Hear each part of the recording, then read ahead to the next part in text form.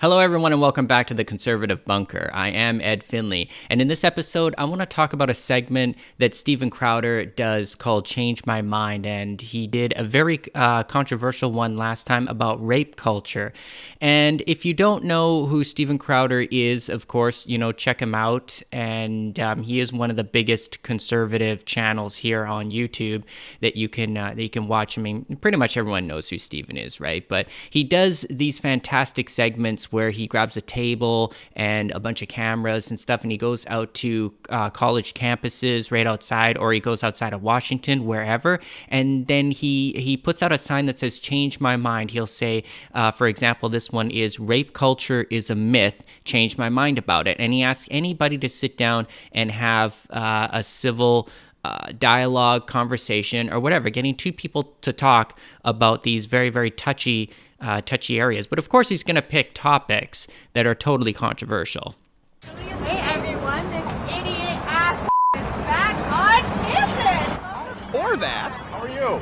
My name is Macy and I've been raped. So. I'm sorry to hear that. Yeah, so are you really going to sit on my campus and tell me that rape culture is a myth today? Yes. I don't feel like I need to change your mind. Rape is a horrible, terrible, heinous crime.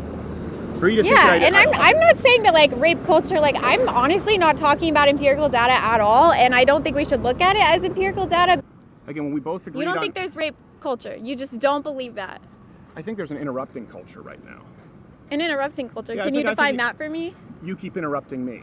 I said, can you define that for me? Yeah, you keep interrupting me. So I Okay, think there's an okay, go interrupting off, culture. go off. Yeah, so let me finish. You don't know who Brett Kavanaugh is. This man doesn't know who Brett Kavanaugh is. And who the hell let you back on this campus? What is wrong with you? It's a public sidewalk. So nobody invited you here? You can't just sit. Officers, if nobody invited him here, can we ask him to leave this campus? He needs to leave. Is this being handled? You're a hero? Who the said that? Raise your hand. Raise your hand if you're so f***ing proud of it. Have you ever been raped? No. And don't say Then shut the up. Let me ask you this. Have you So that brings me to what a lot of the leftists and liberals are saying when it comes to rape and rape culture today, and that is this man. This is Judge Brett Kavanaugh. And of course, everyone is talking about him because it's all over the news and everywhere. So I have an article here from CTV News, rah, fake news, whatever. But I'll just read it really quickly. Brett Kavanaugh was sworn in Saturday night as the 114th Justice of the United States Supreme Court after a wrenching debate over sexual misconduct.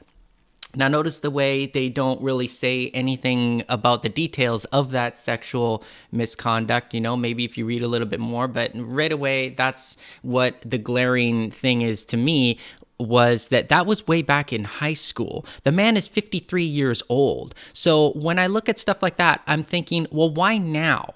Because this is all political now. So this is just a way, this is obstruction is all this is. This is a way because Trump supports him and Republicans support him or whatever, conservatives support him to be on the Supreme Court, and he was sworn in anyway. So everything is pretty much over at this point. He wasn't charged with anything whatsoever. So, but a lot of it is what people want to say about their personal feelings, like the guy or something, like you don't even know the man.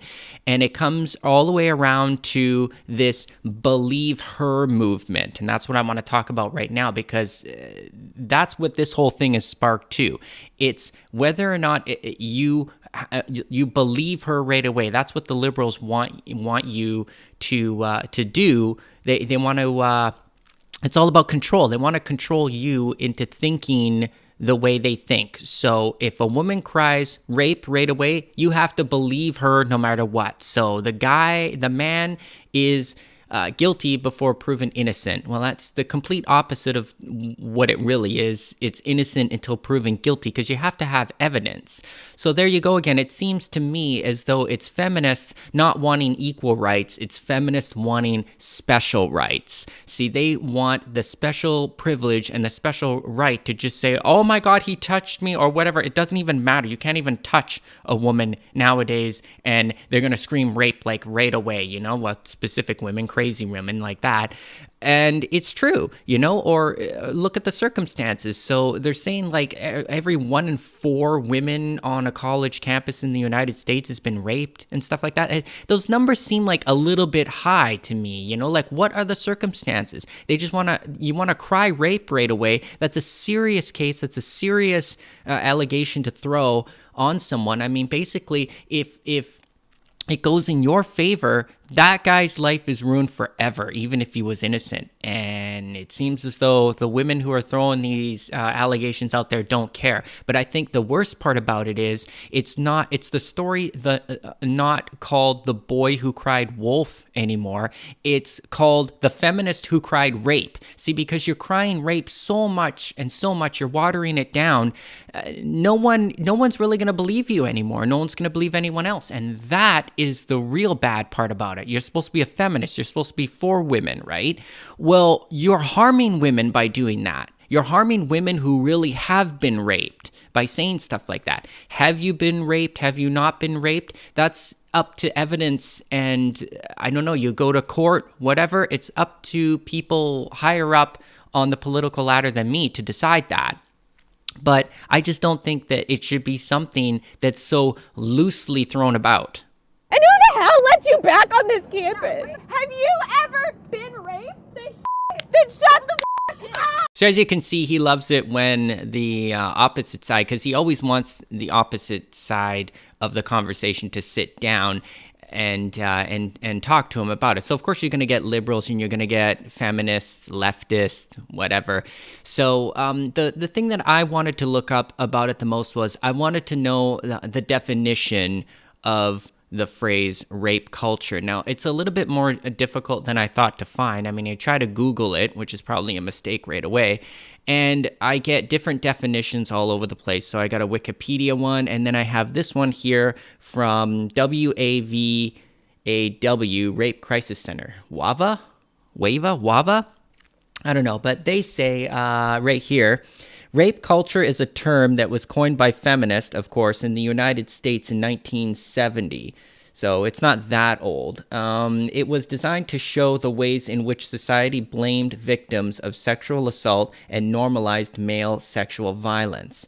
So it's different from the Wikipedia one and other ones, other definitions I've looked up online. So what I did was I tried to find similarities between the two, or between the multiple phrases, maybe 2 words or such that were the same. And one thing I found that was the same on most of them was the word normalized. So what that means is if you live in a rape culture, that means that rape is normalized by society. And I'm thinking to myself, well, if you have a rape culture, if rape is normalized in the United States of America, well, then that would just be hell. I mean, that's so, it just seems to me that is so blatantly false, because that's not true.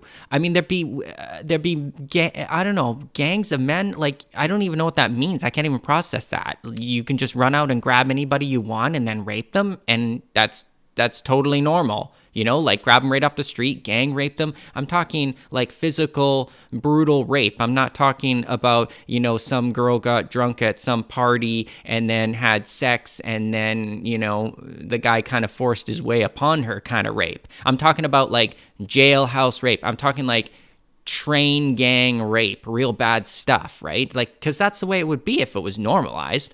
So when it comes to what I think about it, I personally think that the rape culture in the United States is a myth. It doesn't exist, because I don't condone rape, and I'm pretty sure almost everybody who you would talk to who was normal in some sense would agree with me and agree with you on that. They don't condone it either.